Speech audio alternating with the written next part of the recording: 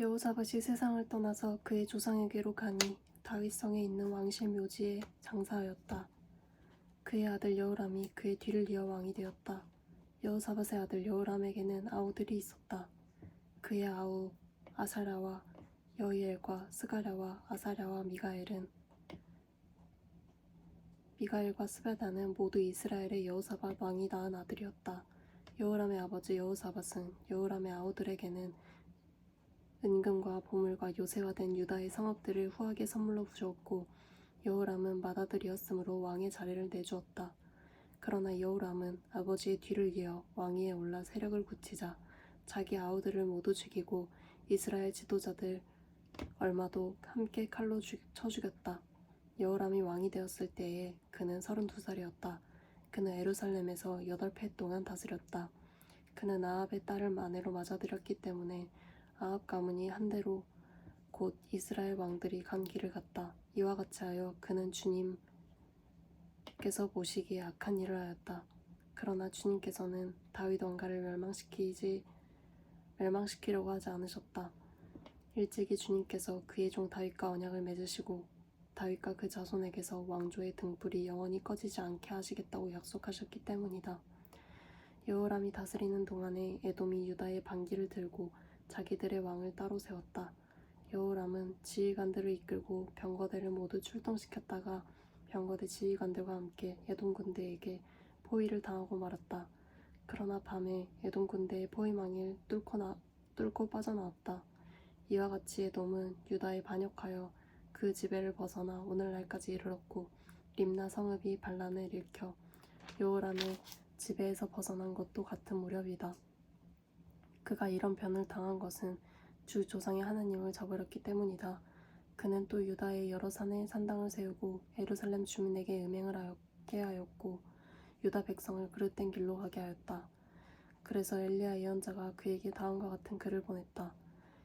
임금님의 조상 다윗의 주 하나님께서 이렇게 말씀하십니다. 네가 유다 왕 네 아버지 여호사밧이 가던 길과 네 할아버지 아사가 가던 길을 따르지 아니하고 오히려 이스라엘 왕들이 걷던 길을 따라가고 있다. 유다와 예루살렘 주민으로 음행을 하기를 마치 아합 왕가가 하듯 하였다. 또 너는 네 아버지 집에서 난 자식들 곧 너보다 착한 아우들을 죽였다. 이제나 주가 네 백성과 네 자식들과 네 아내들과 네 모든 재산에 큰 재앙을 내리겠다. 또 너는 창자의 중병이 들고 그 병이 날로 더 악화되어 마침내 창자가 빠져나올 것이다. 주님께서는 또 블레셋 사람과 에티오피아에 인접하여 사는 아라비아 사람들의 마음을 부추겨 여호람을 치게 하셨다. 그들이 유다로 쳐올라 와서 왕궁의 모든 재물을 탈취하였고 여호람의 아들들과 아내들까지 잡아갔다. 막내 아들 아하시아 이외에는 아무도 남겨두지 않았다. 이런 일이 있은 뒤에 주님께서 여호람에게 벌을 내리셔서 그의 창자에 불치의 병이 들게 하셨다. 그는 오랫동안 이 불치의 병으로 꼬박 2해를 앓다가 창자가 몸 밖으로 빠져나와서 심한 통증에 시달리다가 죽고 말았다. 백성은 왕들이 죽으면 을의 향을 피웠으나 여호람에게만은 향을 피우지 않았다. 여호람이 왕이 되었을 때에 그는 32살이었다.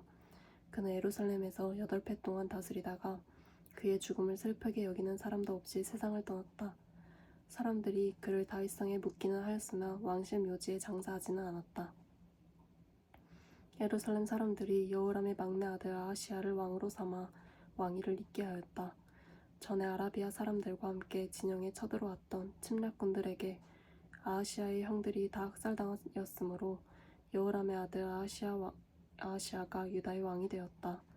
아하시아가 왕이 되었을 때에 그는 22살이었다. 그는 예루살렘에서 한 해밖에 다스리지 못하였다. 그의 어머니 아달랴는 오므리의 손녀이다. 아하시아 역시 아합 가문의 길을 따라가지 않을 수는 없었다. 그의 어머니가 그를 꾀어 악을 행하였기 때문이었다. 그는 아합 가문을 따라 주님 앞에서 악을 행하였다. 그는 아버지가 죽은 다음에 아합 가문 사람들의 의견을 따라 다스리다가 그만 망하고 말았다.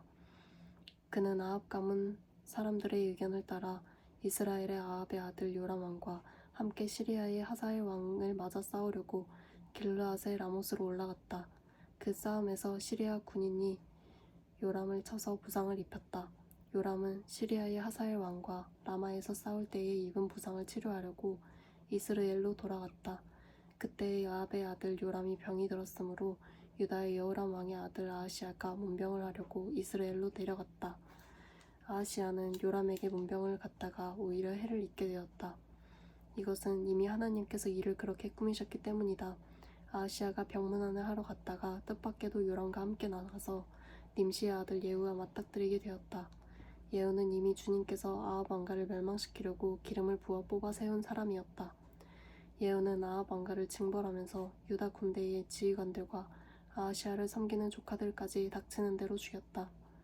아하시아는 사마리아로 가서 숨어 있었으나 예후가 그를 찾아 나섰다. 마침 예후의 부하들이 아하시아를 붙잡아 예후에게로 데리고 갔다. 예후가 그를 죽이니 사람들은 그가 마음을 다하여 주님만 찾은 여호사밧의 아들이었다 하면서 그를 묻어주었다. 그리고 나니 아하시아의 가문에는 왕국을 지켜갈 만한 능력을 가진 사람이 아무도 없었다. 아하시아의 어머니 아달랴는 자기 아들이 죽는 것을 보고 유다 집의 왕족을 다 죽이기 시작하였다. 그러나 왕자들이 살해되는 가운데서도 왕의 딸 여호세바가 아하시아의 아들 요아스를 몰래 빼내어 유모와 함께 침실에 숨겨서 아달랴에게 화를 면하게 하였으므로 아달랴가 요아스는 죽이지 못하였다. 여호세바는 여호람 왕의 딸이요 여호야다 제사장의 아내이다. 아하시아에게는 누이가 되는 사람이다. 요아스는 그들과 함께 6해 동안을 하나님의 성전에 숨어 지냈으며 그동안의 나라는 아달랴가 다스렸다. 6해를 기다린 여호야다 제사장은 7해가 되자 드디어 용기 있게 결단을 내리고 군대 지휘관들인 백부장들 곧 여로함의 아들 아사랴와 여호하난의 아들 이스마엘과 오벳의 아들 아샤랴와 아다야의 아들 마아세야와 시그리의 아들 엘리사박과 밀약을 맺었다. 이들 백부장들은 유다의 모든 성읍들을 돌아다니며 레위 사람들과 이스라엘 각 가문의 족장들을 모아서 예루살렘으로 데리고 왔다. 그들이 모두 하나님의 성전에 모여 왕의 아들 요아스와 언약을 세웠다. 여호야다가 그들에게 말하였다. 여기에 왕세자가 계십니다. 이분이 왕이 되셔야 합니다. 이것은 다윗 자손이 왕이 되어야 한다는 주님의 약속을 따르는 것입니다. 이제 여러분이 하여야 할 일을 말하겠습니다. 이번 안식일에 맡은 일을 하러 오는 당번 제사장들과 레위 사람들은 여기 성전에 도착하여 3분의 1은 성전문을 지키고 또 3분의 1은 왕궁을 지키고 나머지는 기초문을 지키십시오. 일반 백성은 주님의 성전 뜰로 모입니다. 그날 일을 맡은 제사장들과 그들을 돕는 레위 사람들 말고는 어느 누구도 성전 안으로 들어오지 못합니다. 거룩하게 구별된 제사장들과 레위 사람들만 주님의 성전 안으로 들어오고 그 밖에 일반 백성은 주님께서 지시하신 대로 성전 밖에 서 있어야 합니다. 레위 사람들은 제각기 병기를 들고 왕을 호위하십시오. 임금님께서 드나드실 때에는 반드시 경호하도록 하십시오. 그리고 어느 누구라도 이 성전 안으로 들어오려고 하면 모두 죽여야 합니다. 레위 사람들과 모든 유다 사람들은 여호야다가 명령한 것을 그대로 다 하였다. 여호야다 제사장이 안식일에 맡은 일을 끝낸 사람들마저 집으로 돌아가지 못하게 붙들어 두었으므로 지휘관들은 안식일 당번인 사람들과 비번인 사람들을 다 데리고 있었다. 여호야다 제사장이 백부장들에게 창과 크고 작은 방패들을 나누어 주었다. 그것들은 다윗 왕의 것으로서 하나님의 성전 안에 간직되어 있던 것들이었다. 그는 또 일반 백성에게도 무기를 들려 성전 남쪽에서 북쪽 끝에 이르기까지 전 지역에 그들을 배치시키고 제단 근처에서나 성전 안에서 왕을 경호하게 하였다. 그런 다음에 여호야다와 그의 아들들이 요아스 왕세자를 데리고 와서 그에게 왕관을 씌우고 왕의 직무를 규정한 규례서를 그에게 주고 기름을 부어 왕으로 삼고 임금님 만세하고 외쳤다.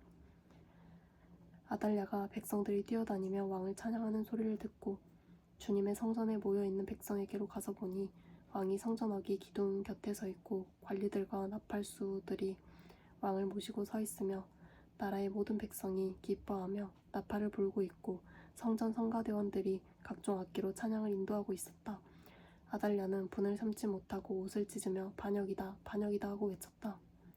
그때 여호야다 제사장이 군대를 거느린 백부장들을 불러내어 그들에게 명령을 내렸다. 저 여자를 대열 밖으로 끌어내시오. 저 여자를 따르는 사람도 모두 칼로 추어 죽이시오. 여호야다는 주님의 성전 안에서는 그 여자를 죽이지 말라고 하였다. 그래서 그들은 그 여자를 이끌고 왕궁 말의 문 어기로 들어가 거기에서 그 여자를 처형하였다. 그런 다음에 여호야다는 자신과 백성과 왕이 주님의 백성이 되는 언약을 세웠다. 그렇게 하고 난 다음에 모든 백성이 바알 신전으로 몰려가서 그 신전을 허물고 제단들을 뒤엎고 신상들을 완전히 부수어버렸다. 또 그들은 거기 제단 앞에서 바알의 맏단 제사장을 죽였다. 여호야다는 주님의 성전을 돌보는 일을 정하여 그것을 레위 사람 제사장들이 관리하도록 맡겼다. 모세의 율법에 기록된 대로 주님께 번제를 드리고 즐거운 노래로 주님을 찬양하는 이러한 일들은 본래 다윗이 성전 안에서 일하는 레위 사람 제사장들에게 맡긴 임무였다. 여호야다는 또한 주님의 성전 문마다 문지기를 두어 부정한 사람은 아무도 들어오지 못하게 하였다.